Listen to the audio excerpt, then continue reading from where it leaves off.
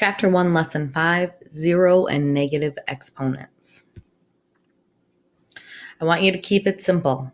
Anything raised to the power of 0 will always simplify to 1, whether it be a large number like 976 or any variable raised to the 0 power will always be simplified to 1. Please don't overcomplicate it. Before doing any simplifying, change anything raised to the 0 power to 1. So we can do some practice here. 14 to the 0 power divided by 14 squares. So raised to the 0 power, you're always going to do that first. 14 to the 0 power is 1 divided by 14 squared. So we can simplify 1 divided by 14 squared. And then in this example, they're actually asking you to evaluate. So you would be squaring the 14 and you would get 1 or 196. All right, in number 2, we have 5 times 10 squared plus 5 times 10 to the first power plus 5 times 10 to the 0 power. Again, you want to evaluate everything first. So 5 times 10 squared, we're going to evaluate 10 squared is 100 plus 5 times 10 to the first power. Well, that's just 110. 10. And then 5 times 10 to the 0 power is 5 times 1. So you can do that math. 5 times 100 is 500. Plus 5 times 10 is 50. Plus 5 times 1 is 5. And then you would do all the addition where you would get 555. We have a little bit more practice here where we're going to use a couple of the product powers. 6 to the 5th times 6 over 6 to the 0 power. So as always, when we have dealing with a fraction, we want to use the product of powers first. So I'm going to remember to add that exponent of 1. Sorry, that's a little sloppy. We'll add the exponent of 1 here. So I know that in my numerator, I am doing 6, 5 plus 1 over 6 to the 0 power. Okay, so I'm going to simplify, and I have 6 to the 6th power over 6 to the 0 power. Now I'm going to use the quotient of powers property and subtract my exponent. So 6 to the 6 minus 0 simplifies down to 6 to the 6th power. And then I would simply evaluate by doing 6 times 6 times 6 times 6 times 6 times 6, which equals 46,656. Now, I know we went in the order of doing the product of powers and then the quotient of powers, but I want to show you we could have skipped that quotient of powers step up here if we would have simply simplified that 0 property first. We could have had 6 to the 5th times 6 over 1. Because we know 6 to the 0 power becomes 1. We wouldn't have had to do that quotient of powers property. Let's look at number 4. We have a cubed plus a squared plus a to the 0 power. I'm going to get rid of that and turn it into a 1 right away. Get rid of it. Turn it into a 1. Make it easy on yourself. And now we can apply the product of powers property. So I have a to the 3 plus the 2. I don't need to deal with that 1 anymore because I know anything times 1 is itself. Over a to the 4th, not the 5th. So now I simplify.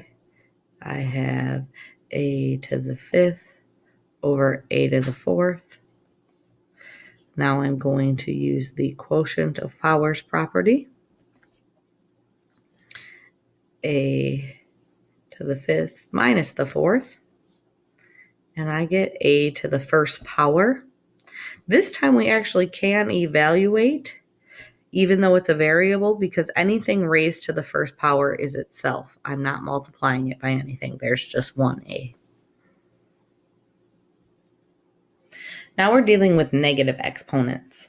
Negative exponents can't be simplified until they're made positive. It's just a lot easier that way. I shouldn't say they can't, but it's easy to make them positive. Anytime you have a negative exponent, you can make it positive by switching it to its reciprocal in a fraction.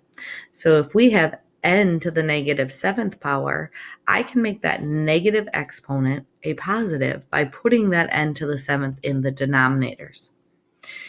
After all negative exponents are turned into positive, the other rules of exponents can be applied a little bit easier because you're always dealing with positive numbers then. So with method 1, they do as I did, where they turn 9 to the negative 5th into that fraction of 1 over 9 fifths times 9 14ths. First, they use the multiplication to turn that into 9 to the 14th over 9 to the 5th. Then they're using the quotient of powers and simply subtracting 14 minus 5 to get 9 to the 9th power. Now, if you are very comfortable working with negative numbers, you don't always have to turn it to a positive. You can actually just use the power of products property and add negative 5 plus 14 in your exponent to get 9 to the 9th power. Again, most students find it easier to work with the positive numbers, but if you're super comfortable working with your negatives, this method 2 is a little bit shorter. They go through a couple of more examples on this page where we have h to the negative 3rd power divided by h to the 5th power. They do turn h to the negative 3rd power into a fraction and make that positive. So 1 divided by h to the 3rd power times 1 divided by h to the 5th power. So your numerator will stay 1, and in your denominator, you will apply the product of powers rule and get 1 over h to the 8th power. If you would have used the quotient of powers property right away, you would have done h to the negative 3rd minus 5, which would have equaled h to the negative 8th, which you would have had to, for your final answer in simplest form, put in the fraction form with the positive exponent. In your final answers, you shouldn't ever have negative exponents. So again, whichever method you prefer, if you like working with negative numbers, this might be a little bit quicker for you. In example C, we have 12g to the 2nd power divided by 4g to the negative 6th power. First, they wrote the division as a fraction. They separated out the terms here. 12 divided by 4 becomes 3. And here they applied the quotient of powers rule, 2 minus a negative 6 right away, and got 3g to the 8th power. If you would have turned that g to the 6th power into a positive, it would have looked like this: 12 to the over 4 times g squared times g to the 6. Since that 6 was in the denominator here, to make it positive, we moved it up to the numerator. So again, you're still applying the same properties, just in a different order. That 12 divided by 4 becomes your 3. and then g squared times g to the 6th after you apply the product of powers becomes g to the 8th. So you're still getting the same answers. It's up to you what method you choose. Let's do some practice numbers 13 and 14. K to the negative 3rd divided by 10k to the negative 8th. So first you want to rewrite the quotient as a fraction. So we're going to have k to the negative 3rd in your numerator over 10k to the negative 8th over here. So we're going to rewrite the fraction as the product of two fractions because I want to separate my terms. So I don't have a number in the numerator, but that means a 1's implied, and then a 10 in my denominator. And then I have k to the negative 3rd over k to the negative 8th. So there are two ways we can do this. So they first say use the quotient of powers property. This is where we're dealing with the negative numbers directly, not making them positive first. We still have 1/10 in the first part here.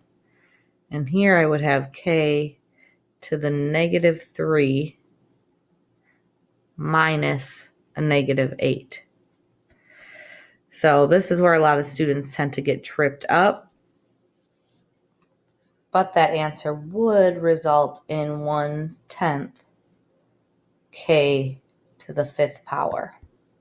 Now, if you didn't like working with negative numbers, you could have switched and made k to the negative 3 positive by putting it in the denominator. So having k to the 3rd in the denominator, and the k to the negative 8 could have gone up to the numerator, and then again, they both would have been positive. So number 14, first we're going to rewrite the expression as a fraction. So 20y to the negative 9th over 2y squared times 5y to the negative 3. We've got a lot to write down here. I'm going to erase and give us some room. So we have 20y to the negative 9th on top in the numerator, and in the denominator 2y squared times 5y to the negative 3rd power. So I wrote the expression as a fraction. I want to rewrite the fraction now as the product of two fractions. So what I'm going to do is separate out my terms, and I'm going to start flipping things around to make my numbers positive.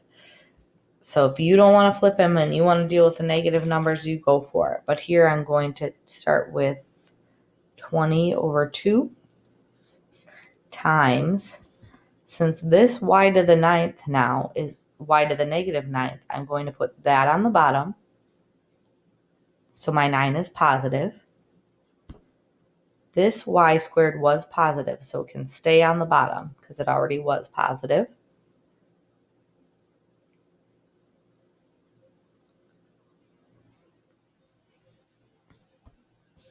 And this 5 here, I need to put with my numbers, so I'm going to put it over here in 5.